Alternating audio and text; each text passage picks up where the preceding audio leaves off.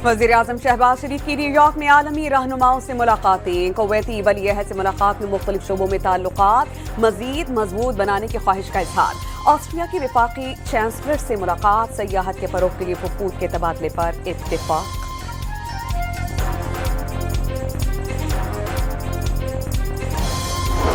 वज़ीर-ए-आज़म की जानिब से खादिमुल हरमैन शरीफैन और सऊदी अवाम को कौमी दिन पर मुबारकबाद। पाक सऊदी अरब शराकतदारी मजीद मुस्तहकम करने के अज़्म का वादा। गजा में इंसानी अलमिया जन्म ले चुका है। आलमी क़वानीन की धज्जियां उड़ाई जा रही हैं। गजा में बिला तातुल इमदाद की फराहमी को यकीनी बनाया जाए। नायब वज़ीर-ए-आज़म इसहाक डार का सलामती काउंसिल में मशरिक़ी वस्ता से मुताल्लिक़ इजलास से खिताब।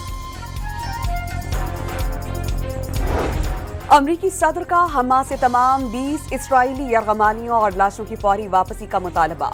मुख्तलिफ ममालिक का फ़लस्तीनी रियासत को तस्लीम करना हमास के लिए बड़ा इनाम होगा। सदर ट्रंप का जनरल असेंबली से खिताब।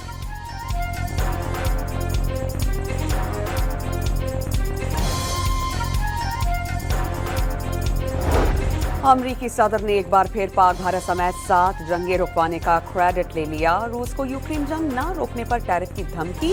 चीन और भारत रूसी तेल और गैस खरीद कर जंग को फंडिंग दे रहे हैं। ट्रंप की तनकीद।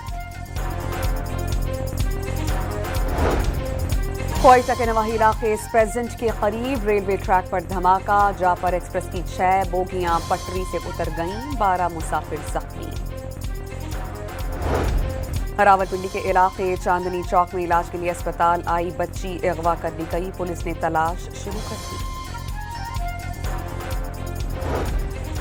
और एशिया कप सुपर 4 में श्रीलंका के खिलाफ पाकिस्तानी बैटिंग मुश्किलात का शिकार। 134 रन हदफ के ताक़ुब में चौथी विकेट 57 रन पर गिर गई।